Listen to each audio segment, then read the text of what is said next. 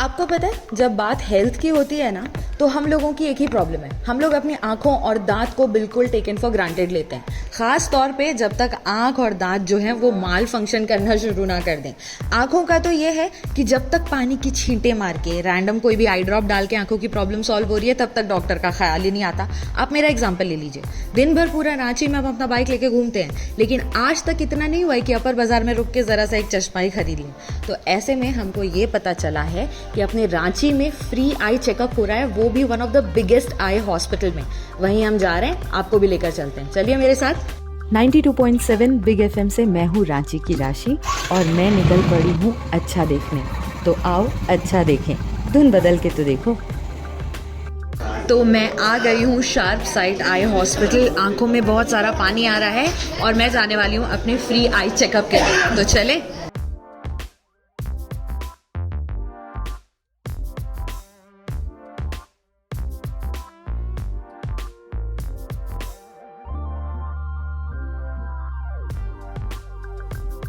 कसम से मैंने जीवन में कभी नहीं सोचा था कि आई चेकअप के पहले इतनी टेंशन होगी। आपका क्या नाम है भैया? नीरज कुमार।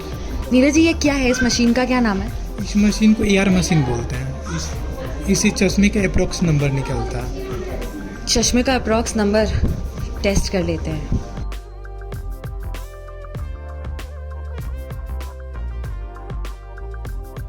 अभी यहाँ पे जो हुआ वो ये कि पहली मशीन में मेरे आँखों का जो चश्मे का नंबर है वो टेस्ट हुआ और दूसरी मशीन में मेरे आँखों का प्रेशर चेक हुआ। अब हम जाने वाले हैं एक्सपर्ट से मिलने। अब हम टेस्ट करने वाले हैं कि मेरी आँखें कितनी मजबूत हैं। शिरा, लेट्स डू इट।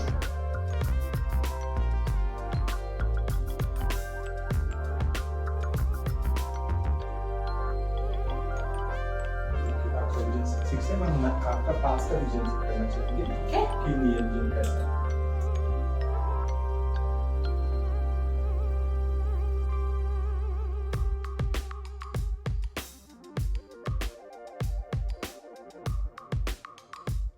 इतनी टेंशन तो 10th के एग्जाम के टाइम पे भी नहीं हुई थी, लेकिन थैंकफुली मेरी आंखें तो बिल्कुल ठीक और सुंदर हैं।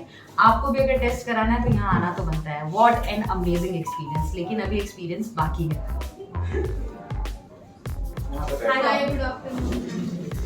How are you? Good, thank you. आप एक बार बताएंगे मैम कैसे हो आप? ठीक हो? मैं बिल्कुल परफेक्ट हूँ, फीलिंग ऑलराइट एंड अज्यूम कर रही हूँ कि अभी तक जो मुझे बताया गया है कि मेरी आंखों की विजन भी ठीक है और कोई दिक्कत भी नहीं। यस मैम, तो अब मुझे बताइए कि क्या मेरी आंखें ठीक हैं? आपकी आंखें बिल्कुल ठीक है। As such your retina is healthy, your cornea is healthy, आपका टीयर फिल्म बिल्कुल ठीक है, आपकी ऑप्टिक नर्व बहुत अच्छी है। मुझे अब थोड़ा सा ये बताइए कि यहाँ रांची का वेदर और रांची में जैसा पोल्यूशन है, इन सब चीज़ों को ध्यान रखते हुए किस तरह की आई इलनेसेस बहुत कॉमन है हमारे यहाँ? हमारे यहाँ आपको अभी लाइक अगर हम लोग स्पेसिफिकली पॉल्यूशन के लिए जाएंगे तो एलर्जी बहुत ज़्यादा कॉमन हो गई है। कई पेशेंट्स आते हैं जिनको एलर्जी की प्रॉब्लम है, जो एलर्जी कंजंक्टिवाइटिस के साथ। जैसे दूसरा हमारे पास अभी जो पेशेंट आ रहे हैं, but again this is age related, कि cataract is very common. Cataract is actually not an illness, ये आपको एक एजिंग प्रोसेस है जो हर किसी को होना है, राइट? तो एजिंग प्रोसेस के कारण वो कैटरैक्ट के पेशेंट आ रहे हैं। अभी हमारा स्क्रीन टाइम बहुत ज़्यादा बढ़ गया है। ऑन एन एवरेज सारे लोग 2 to 4 आवर्स तो minimum they are on screen, चाहे वो लैपटॉप पे बैठते हों या फिर आपको वो मोबाइल इस्तेमाल कर रहे हों। तो लैपटॉप और मोबाइल के कारण ड्राइनेस बहुत ज़्यादा हो गई है। AC का इस्तेमाल बढ़ गया है, तो AC के कारण हमारी ड्राइनेस बहुत ज़्यादा बढ़ गई है। तो ये सबसे कॉमन पेशेंट्स है जो अभी हम लोग देख रहे हैं। और मैं ये भी थोड़ा सा मिथ क्लियर करना चाहूँगी कि क्या ऐसा होता है कि कैटरैक्ट के ऑपरेशन के बाद आपकी आंखों की रोशनी चली जाती है? इसका ठीक अपोजिट होता है। कैटरैक्ट होने के बाद आपकी आंखों की रोशनी बहुत अच्छी हो जाती है। और इसका एक जीता जाता एग्जाम्पल तो मेरे पापा भी हैं, जिन्होंने अभी रिसेंटली शार्प साइट से ही कैटरैक्ट का ऑपरेशन कराया है। तो मैम आगे मैं आपसे ये जानना चाहती हूँ कि हमारे यहाँ पे फाइनेंसेस को लेके या फिर जो लोग नहीं अफोर्ड कर सकते बहुत एक्सपेंसिव ट्रीटमेंट्स, उनको लेकर यहाँ पे शार्प साइट में क्या क्या और प्रोविजंस हैं? सबसे पहला स्टेप तो हमारे फाउंडर्स ने लिया कि हम लोग अपनी OPD को फ्री रखते हैं। अभी हमारी OPD फ्री है। अगर आगे चल के कभी हम लोग कंसल्टेशन में जाएंगे भी तो it will be minimum 99 rupees, क्योंकि बेसिक आई चेकअप हर मरीज डिजर्व करता है and they have to have it. गलत ओपिनियन कभी भी नहीं जानी चाहिए। तो पहली चीज़ तो हम लोग यहाँ पे शुरू करते हैं कि हम लोग पेशेंट को फ्री में देखते हैं। सेकेंड, हम लोग मान के चलते हैं कि कभी भी पेशेंट बिना चेकअप के या बिना ट्रीटमेंट के हमारे यहाँ से वापस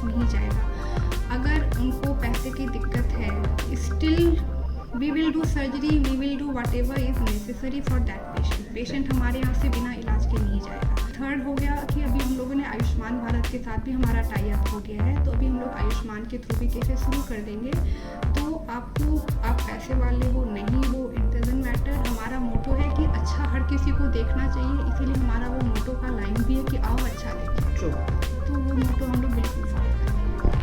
वेल ऑनेस्टली सबसे अच्छी बात मुझे भी ये लगी कि यहाँ पे जो आपका बेसिक फर्स्ट राउंड चेकअप है ना, that is absolutely free.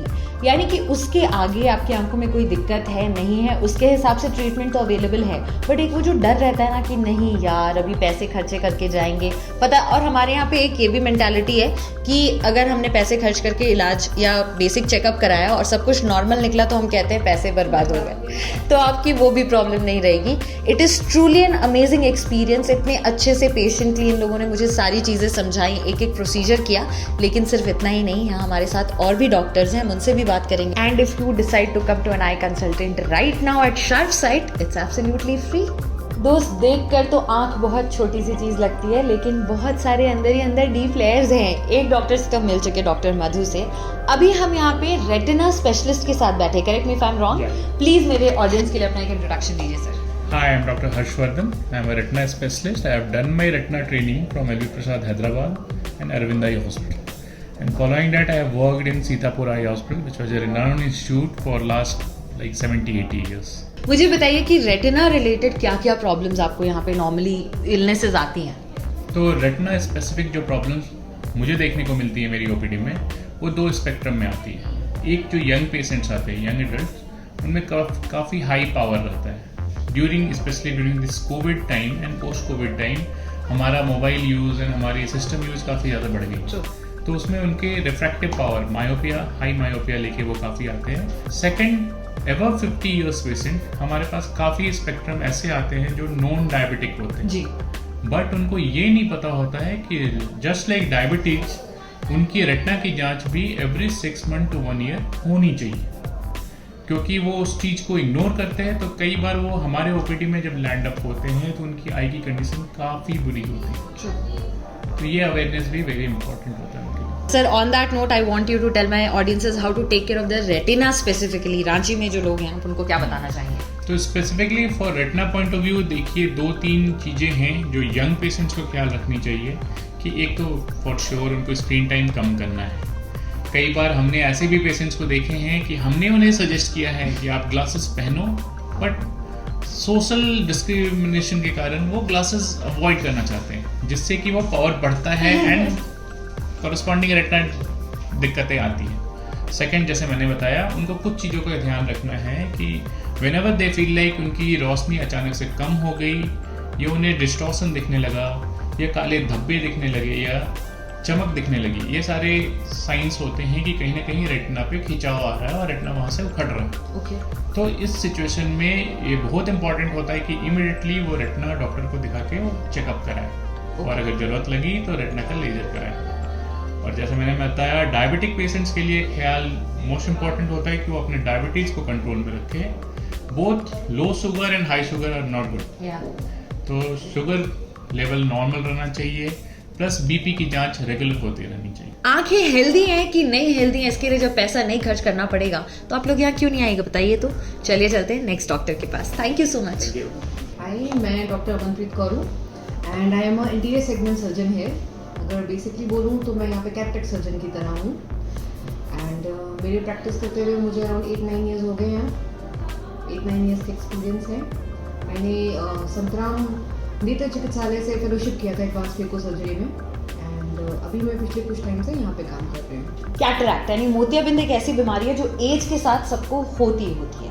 Normally आप देखेंगे आपके घर में भी बड़े बुजुर्गों को बीमारी है, लेकिन वो लोग मानते नहीं है मैम कि उनको कैटरैक्ट है। आधे से ज़्यादा टाइम तो वो या तो पानी मार लेंगे या कहेंगे नहीं रेस्ट से ठीक हो जाएगा। तो प्लीज़ मुझे बताइए कि कैटरैक्ट एग्जैक्टली होता क्या है और ये किस एज में प्रिवलेंट है और इसकी कब से मतलब इंसान को आना शुरू कर देना चाहिए कि डॉक्टर के पास अब मुझे जाना है क्योंकि कैटरैक्ट हो सकता है।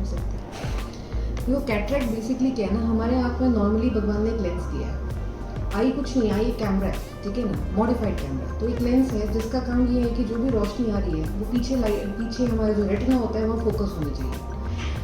वो लेंस जो हमारे आँख में बचपन से होता है वो विद एज धीरे धीरे धीरे उसमें वाइटनेस आती रहती है, जिसको आप कैटरेक्ट बोलते हैं। या एक तरह से कहो कि उसकी डेंसिटी भी चेंज होती रहती है, जिसके चलते कैटरेक्ट बनता है। तो this is nothing but an ageing process जो सबको होना है, ठीक है।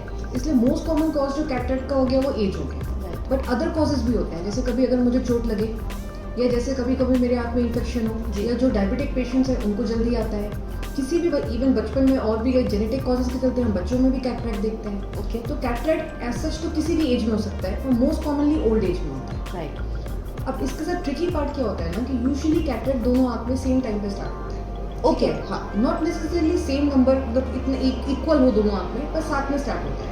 और प्रोफेशंस जैसे अगर मैं हूँ, आई एम अ डॉक्टर, बट मेरा ज़्यादा काम क्या है कि या तो मैं पेशेंट को सामने से देखूंगी या I will go and operate, तो मेरे को डिस्टेंस ज़्यादा यूज़ नहीं करना। राइट। तो इट कैन हैपन कि मेरे अगर थोड़ी से डिस्टेंस में चेंज आ रहा हो तो I might not notice it. जैसे घर पे हाउसवाइफ है, उनका भी घर पे ही लिमिटेड काम है, तो दे माइट नॉट नोटिस कि थोड़ी सी विजन कम हो रही है, Right. क्योंकि दोनों आँख में कम हो रही है, आप कंपेयर नहीं कर रहे किसी से। तो इन वजह से ना कई बार पेशेंट को पता नहीं चलता कि एक्चुअली हमें कम दिख रहा है जी। And they get used to it, because ये धीरे धीरे होता है, 3 महीने 6 महीने 1 साल 2 साल में बढ़ेगा। तो यूज टू होना बहुत आसान है इस चीज़ों को लेकर। ओके, इसलिए सबसे इम्पोर्टेंट तो हमेशा वंस अ ईयर टेस्ट करवाना है, इररिस्पेक्टिव ऑफ एज, हमेशा करवाना है, क्योंकि इसी से आपको पता चलेगा कि आपकी विजन पहले से एक्चुअली कितनी कम हुई है। ओके, ठीक है। दूसरी चीज़ ये है कि कैटरेक्ट जैसे मैंने कहा कि किसी भी वजह से हो सकता है, तो इसलिए किसी भी एज ग्रुप में हो सकता है। तो इवन तो जैसे अगर मेरे को चश्मा लगा है, जैसे मैंने क्लास 8 से पहना, पर अभी भी पहन रही हूँ, डजंट मीन कि मैं हमेशा सिर्फ चश्मे पे ही लिमिटेड रहूँ कि शायद मेरा नंबर चेंज हो गया। There could be more things going on in my eye. Right. तो इसीलिए भी हमेशा वंस अ ईयर तो चेकअप इररिस्पेक्टिव ऑफ एज सबको करवाना है।